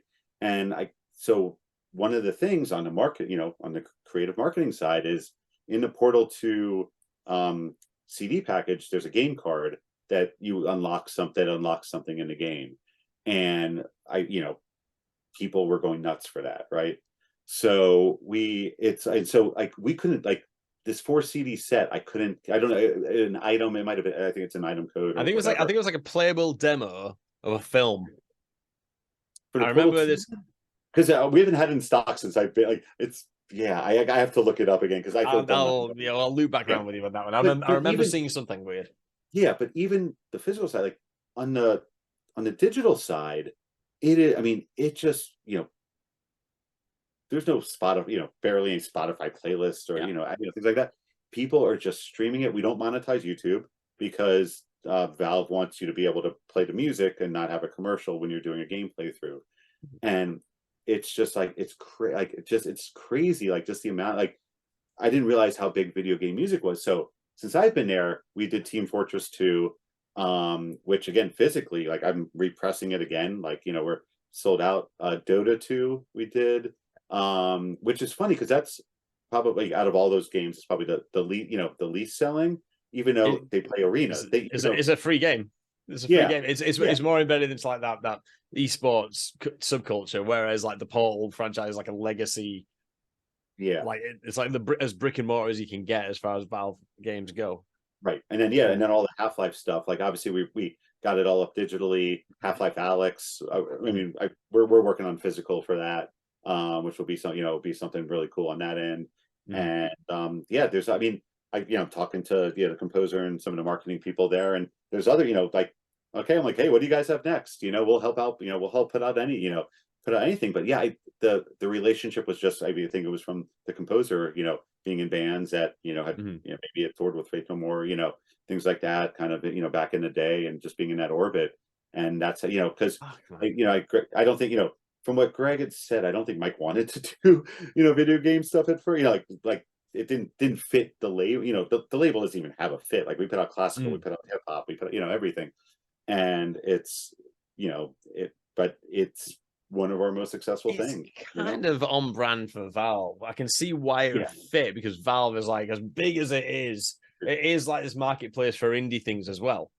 Yeah. So it almost feels like Ipecac would have been a path of, it makes it easier. It's just easier to do it this way. Than doing like working with Sony. And I mean, obviously, you see the Assassin's 2 Creed soundtracks on billboards in Times Square, but it's we're not getting billboards in Times Square for the stuff. But again, we have this sort of underground, every time I post something about Valve, people are like, I had no idea Ipecac was doing that. It's like people are learning crazy. Every day, so it's cool. It's an awesome relationship. Those guys are great. The Valve guys are great. Just we got to be openly creative. It's just like, what do you guys want to do? What should we do? It's fucking just to sort of round off your point in terms of video game composers and guys in bands, and just to sort of connect the worlds. There's a massive Nintendo 64 game called GoldenEye, and you'll remember that hopefully from years past. Yeah. The menu music was it might have not been the menu music, but there's a movement within the game which is a derivative of the Bond theme, and it was composed by a guy called Grant Kirkhope, a very famous video game director, and he was in a lot of metal bands. And there's a familiar beat, and it's just like a Bond theme, but it's like do do. And then he was talking on a podcast how he broke it down. He was like, all I'm doing is ripping off We Care a Lot. And it's just ripping off We Care a Lot. It's just do. Yeah. And that's literally it. He just stripped it down, but it's just, there you go. It's exactly what you're saying. These dudes in bands who just compose for video games now. Yeah, I mean, hey, it's awesome. I mean, fuck, if I could be in the video game business, hell yeah. You know, makes the music business look like this, what one video game sells in its first week, and compared to what like the whole music industry does, it gives you Yeah. a kind of reality check, and that It's fucking crazy. Yeah. It's absolutely fucking mental. Anyway, I Yeah. wanted to discuss what, like, in your capacity as king of Ipecac in the one man band, what are you seeing at, knowing that like the modus operandi for Ipecac is very much, like you say, a family values, a sort of a very, everything's kind of done by should we do it? It's not driven by the same things as a conventional label. What are the bigger challenges these days, specifically post pandemic? Well, I mean, at first it was obviously the vinyl production side, but that's actually getting a lot better because of plants were expanding, and things like that, and so it's really, I guess, being seen. I mean, I guess this has been an industry problem forever, but everybody during the pandemic wrote records. Like I feel bad for my friends that are touring and all that. As a label, I was losing my mind. Like everybody's like, bands were like, hey, I made a record. Like, we're at home. And I'm like, we couldn't keep it. It was so hard to keep up.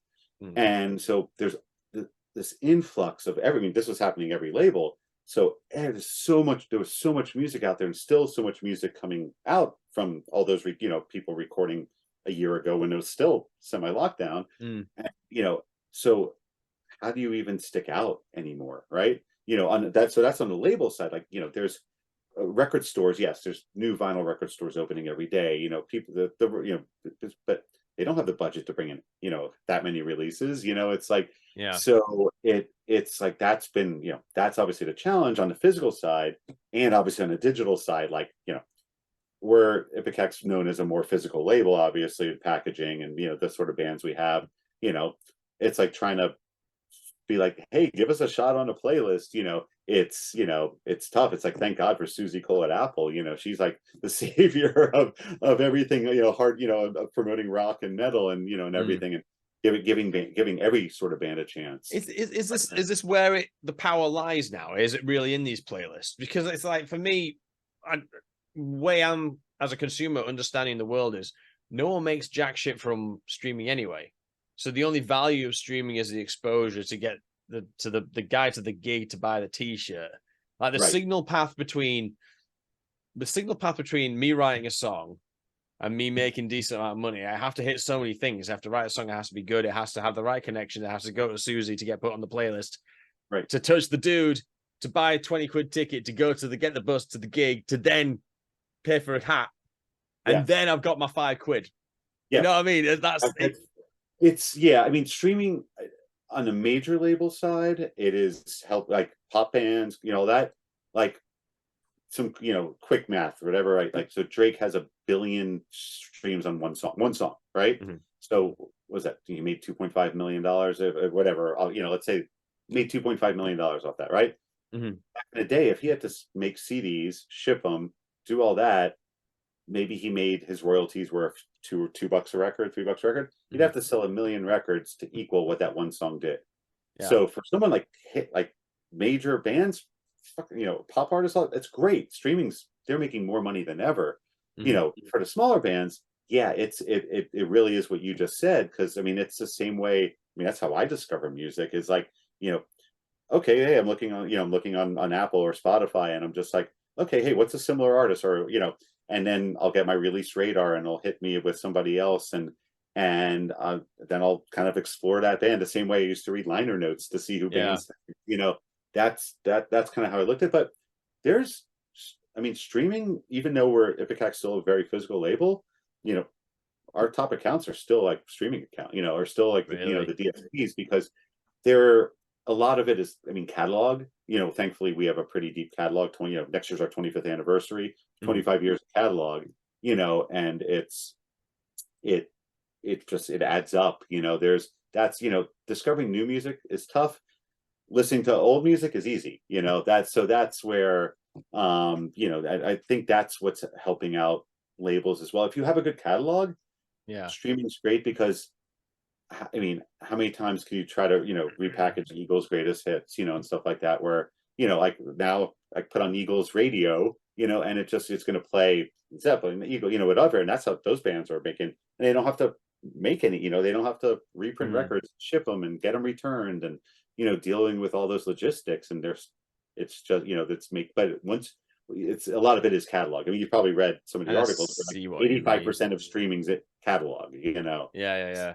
um, But even then, though, to acquire the catalog takes a lot. It's still a big boys game, isn't it? oh yeah. It's, I mean, but there's, you there's still some like small bands that get into the right you get into the right algorithm or whatever. I mean, nothing that we can do. It just Mm. happens. It just happens, right? And it just, and all of a sudden it's like, oh shit, this is streaming millions, and it's being exposed to people, and hopefully they're digging deeper into the catalog. If it sticks out to them. Mm. That's really, you're getting lucky with an algorithm. But so it's, I mean, there is definitely the positive of the streaming. Like, I've been exposed to so many more bands that, again, as I'm not going to as many shows anymore, and all that. I'm like, oh, this is how I'm finding things. It's word of mouth, and people kind of, and I'm seeing, getting fed it, on things. So I'm playing with an idea. I'm playing with an yeah. idea. So one thing I'm going to try and do, I want to do another mini documentary. Now that the Roadrunner doc is kind of on the back burner in a weird way, for Right. reasons I might explain later. I wanted to look into more of the academic stuff that's happening within the music industry and elevating the conversation a bit where I can. And one of the things, and this is why I ask about the challenges, because in the UK, we've also had, because we're a really holistic democratic society, we decided to vote to put trade embargoes on ourselves and Oh, do the trust opposite me. of. Yeah, I know all about all of this. I work with a lot of UK labels, and people. So Yeah, yeah. we thought we spent 250 years invading countries. We thought we'd now turn around and what, and it's fucking anyway. But the challenges, I can't put numbers to them yet, and I want to be able to put numbers to them. But the challenges that that's creating has been ridiculous, and like so many. I remember like back in the day, 2 fucking years ago, if a band announced a European tour, there'd be a few dates for the UK on. Now it's just nope. European tour's a European tour, and that's just not it. We're not part of it, and because of the pandemic as well, there's challenges there. There's logistical challenges there. And then there's a secondary challenge, which is all the venues that are trying to recoup what they lost during the pandemic are now taking a venue cut of merchandise, which I understand is something that happened in the US anyway, quite a lot, Right. but not Yeah. to the level that we're hearing about these days in the UK. So now it's like, right, this whole British invasion of culture is just now non-viable because no one can get in and no one can get out through Right. the original the conventional channel, which is these days touring. That's how Yeah. you're gonna. That's the business model. Go out and push the record, and if you want to make money, you got to sell some t-shirts. So my idea, and this is just me sort of swimming off the top of my head, is there's we can't fault the venues for wanting to recoup some of that money. You can't. You can Right. if it's Live Nation because they make more money than Lucasfilm, right? But the independent venues, you can't really fault them. So what do you do in terms of the sphere of revenue that an artist is going to pull in? You look to the Spotify's and the Apples, and you go, I understand that we're probably going to get more exposure on the streaming services, but it's not going to work financially in the same way a brick and mortar retail will. And I think people are going to look more to lobbying that side for a return to what we can maybe refer to as some sort of like retail scarcity. Maybe just put the singles on Spotify, but now the albums are going to be sold on Bandcamp or something where there's a real like cash over the counter business model to get some money back from that side of the whole It's no, business. it's definitely, but I think there's I mean, Bandcamp's one of our top accounts. Obviously, we don't make money on streaming. They don't pay on streaming, but the Mm. amount of physical and even digital downloads, we're like, man, people are still like doing a lot of digital downloads. And Some bands won't go to Spotify; they'll only go Bandcamp. yeah, we're obviously everywhere. Like, but Yeah, yeah, yeah. I feel like people will be like, we do see it. Like they listen on Spotify, they all that, and they come and buy the record. They will come and buy the record, but it's also, I mean, some of it's brand. It's like on that side, as we said, the Roadrunner brand, the Ipecac brand, the Casco brand, all the there's the Fearless brand, Sumerian, all these people, they have their people have their brands, so that there still is. I feel like, yeah, people are streaming. Maybe the band's not going to make that much, but if someone, if it's a sort of genre where people are going to be super fans and they want to buy even more from the band, like I listen to a lot of neoclassical now. Like that's like I love Johann Johansson and Max Richter and like all that stuff. And because I listen to so much of that, I get fed all these bands and on Apple and Spotify. And then all of a sudden I'm like, oh, Erase Tapes and these labels. And now all of a sudden I'm diving deep into that and buying, because these are CDs I never listened to. Downstairs I have like 3,000 vinyl, and so I'm like, I'm still buying things, and I'm like, I would have never known any of this stuff if it wasn't for the streaming services. And I probably, spent hundreds of dollars on all these, on these bands and labels. And there's other people like me. I'm a jilted industry guy and I'm spending this. So there is a business for that, and you just have to find, it's a smaller market, a smaller pool of people, but you just super serve them, and that's, there's bands that could make a living off of 5,000 records and touring, however they do. But, I mean, yeah, there's too many bands. There should be an application to be a band and put your music up. But that's, that should be the movement, is like, you guys have to like pass like an IQ test or whatever, a quality test. And then you're allowed to put your music on, online. But yeah, again, it's always going to be a problem. There's some bands are going to benefit, some aren't, but there are too many bands. There has to be some way, there's got to be, not everybody's going to be successful, but it's, I mean, there's the good and the bad of the streaming side. That's I still the see power of the dollar, isn't it? Because the successful bands are the ones that make the money, and that's how you quantify how good they are. Or being able, but you were talking about challenges, like touring's now a challenge, because not only because of the the borders, it's because, okay, all these people didn't tour for 3 years, the same as the venues.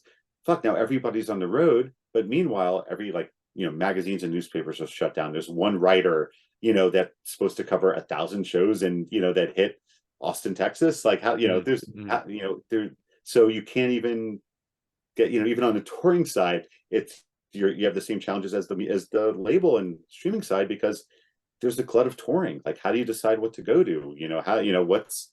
Where are you going to give? Not everybody goes as many shows as we do. We need a Black Crusade 2 Roadrunner. That's what we fucking need. I've been saying it for years. Yeah. You can do it. Like all the bands that are on that first one are still around. You can definitely just do that, man. But yeah, I'm sort of, I think I'm sort of playing around with the ideas, because I know it's not a scalable hypothesis. Right. Is it? Because I know some big, as you say, like Drake is not going to fucking leave Spotify. But at the same time, like there's a bunch of it'll just go on Bandcamp, and they will make more money on Bandcamp than they will on streams. Because of that, they're a part of that super served, or their audience is that super served audience, which are just like, oh yeah, there's that. There's the $5 customer, there's the $20 customer for the deluxe, and then there's the 75 who gets the vinyl and the ticket and this Twitch experience. Blah, blah, exactly. Blah. But Bandcamp has been amazing, because it's like, I'll use Ipecac bands because that's who I do it mostly for. Spotlights, Dialect, Daughters, like Human Impact, like those bands are big. The Oxbow are big bands on Bandcamp. Faith No More, Eagles of Death Metal, nothing. Like that's interesting. Like, people go on iTunes for that, or go on Spotify for that, but it's Bandcamp. It's funny because even with like, it's all on the Ipecac page, and it's like, but yeah, those are not Bandcamp artists. Like, you can even sell, even with an indie label, within the indie label, you can see like it is those, the smaller to mid-level artists. I mean, Melvin's does great kind of across the board, but it's, I mean, but it's awesome because for bands, bands like Spotlights and Oxbow and all that, it's a freaking great income source. Yeah. You have that loyalty. These are fans that are loyal, and because they're like, oh, okay, yeah, I can stream, I could stream I could hear a song 3 times for free before I buy it, so they'll buy it just so they can have that in their Bandcamp collection, and it's great. It's been, and it's just it's an awesome platform. Don't care that we don't get paid on streams. It's not not a big deal. We'll get stream money any the quarters of a penny elsewhere. But it's fine. It works out great. Don't tell Valve though, because Bandcamp's owned by Epic Games these days. Oh yeah, well Valve. Well, no, we have. They don't care. We have the Valve stuff. I know they won't care. Oh yeah. Oh yeah. No. I know. It's but it. Yeah. No, I remember when I saw that. But it's yeah. No. It's and Valve does okay. I mean, it's not Valve's on Bandcamp. It's still more of a it's definitely more of the regular streaming services and the physical side. It is. It's my mate Carl who bought the Streets of Rage 4 soundtrack when it came out on vinyl. It's more for him. Yep. Nah, man, I'm still playing around with the idea. There's got to be, for a new band, like I said, a new metal band or something that started in, like, say, the last 3 years. There's got to be a model which is like the most optimized. And I'm surprised that, like, in fact, I'm not surprised at all. Like SAG and the Screenwriters Guild mobilized around this very sort of like streaming centric dispute, very streaming centric. The artists in the music industry know how exactly how they've been fucked to the penny for a number of years, but there's no way you can mobilize like musicians in the same way. It's they're herding cats to the nth degree. Yeah, and again, there's there's a lot of shit film and TV out there, but it's like there's so many. The amount of musicians, the amount of TV shows and movies is like, it's crazy amount of musicians compared to the millions of musicians versus thousands, tens of thousands of actors, so maybe I'm obviously underestimating things, but it's there's a lot more musicians than actors, so it's going to be hard. I mean, at least there's like the NEVA, the National Independent Venue Association, like there are things, organizations out there that are fighting for that stuff. Yeah, I mean, I wasn't speculating that there should be a general strike of musicians. Oh no, I know, but, I know what you mean. There should be a strike of musicians. Give me a month off. I'll be happy. So it's just interesting that people don't, because the discussion's always, it's daylight robbery that the venues take this amount. It's like, well, it's called 360 deal for a reason. There's a whole myriad of different revenue streams that should be lobbied for, and they get anyway. We could talk for hours on it. I don't know if it'll ever be solved, but somewhere in that conversation, Mark, is the frontier. That's what I think. That's the frontier. We might just need a big swinging dick, like of a Q Prime sort of size, to sort of push it into whatever direction it needs to go. But it's just a matter of waiting and seeing and speculating until that point. That's just what I'm playing around with in my head. It's trying to build something informative around it. No, it's it's our my career, and trying to figure out how what's the best way to make bands money, it's and make them successful and give them a career, not just make money, but also like a longevity. Like freaking Melvins do it great, it's they put out a lot of records. They know how to tour. Like it's kind of the Clutch, like with Clutch, Clutch is going to sell this many. They're still selling out 2,000-3,000, 2,000 cap rooms, whatever. They've done a great business, and they're not like, hey, let's try to write a radio hit and expand even more. Like, no, we know where our fans are. We're gonna super serve them. We're gonna tour, tour when they want us to. Like they do it right, and it's like that I feel like. Again, Melvins, Primus, Clutch, like that sort of level of band. These bands have been doing it 30, 40 years now, which is weird saying, but it's like I feel like they're the best business people, because they've kept that balance. They've never tried, like they're at the top of their game, and they're making money and made a career out of it, a long career, so I had like not an epiphany, but like, when you sort of think about things over and over again, you find different ways of explaining it and expressing it. Yeah. Obviously with Roadrunner, I've the way I came to a conclusion was like a label is any fucker with a logo and a copyrighted brand and a laptop. That's any label. A good label is the same, but with some resources to throw at someone. Yes. A great label is all those things, but has the foresight to actually manage an asset manage a liability and turn it into an asset. And that's what we're talking about in terms of serving the audience. And I realized a band is also the exact same thing. Yeah. And when they're working in symbiosis, that's when you have wonderful, long-standing careers and story arcs and all the fandoms that can be served and can generate an economy around just bad fucking music. 100%. Like if you just signed a label and be like, hey, I'm just gonna make art, you can't do that anymore. You got to be part of it. You got to be part of the business. You nailed it there. It's like, yes, you can be an artist, but you also have to, be a promoter and be a business person and do everything in that. Otherwise, because there's a million other bands that are doing that right now. If you're not going to, yes, if you write some freaking amazing songs and you get them in, and it just you hit that stroke of luck, then you can be, then maybe you can afford to be an artist. But if the first decision you're making as a band isn't deciding between Google Workspace and Microsoft Office, then you're fucked. Yeah. And you're not a band. That's awesome. I like that. So what, last question, unless there's anything you want to add. So what's next for Ipecac? What's on the horizon? Well, I mean, next year's 25th anniversary. So, I've been digging back through the catalog. I mean, obviously doing a lot of vinyl reissues and kind of, just doing a lot more on the catalog side, which has been great because again, the label started, 99 in the 2000s. It wasn't, it was a CD world, so a lot of, so I'm working on, we're working on catalog promotions, all that. We have some new signings. We put out this artist Venera. This guy is kind of, experimental electronic stuff where next week, this won't be airing next week, but there's actually a little bit of a Roadrunner connection to it, which you'll find out.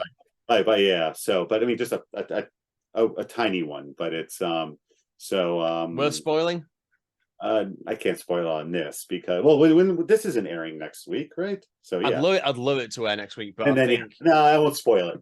You'll see. Like, yeah, I'll make a commitment not to if it's easier. No, I actually don't think I'll have time to edit it. I'll tell you. I don't want you to join Michael Cantor in the 10 months down the road. But I'll tell you after we're done recording. Got it. So but yeah, so that there'll be Melvin's 40th anniversary this year, so there's they're working on new stuff for they're about to tour with Boris and they got stuff next year, and Bungle's still freaking touring and everything, which is great. Bumbling along.